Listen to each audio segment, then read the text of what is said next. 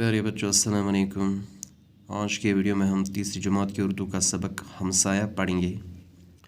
असलम अपनी उम्मी के साथ घर में अकेला था। उसके पापा बाहर गए थे। असलम ओस पन्नी मम्मी सत घर कुन जुन। असलमन पाप ओस घर नेबर गोमुत, यानी सह ओस नेबर गोमुत।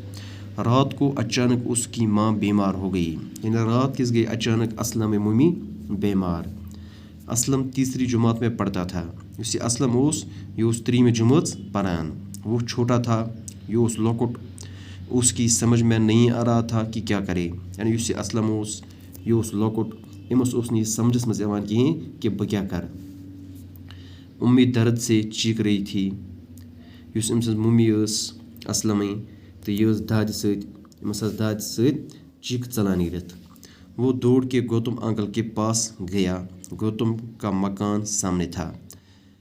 असलम गो दौरान दौरान गौतम अंकलस निश।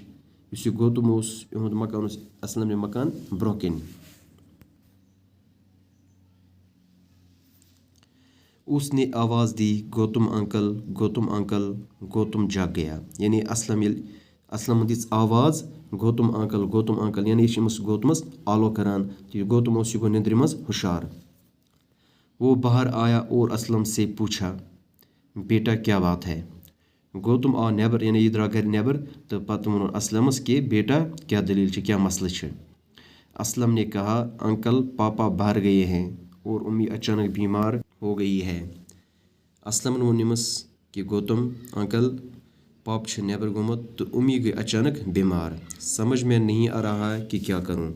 मे समझस मज यवान कहीं कि बह क्या कर। गौतम ने कहा, घबराओ नहीं, सब ठीक हो जाएगा।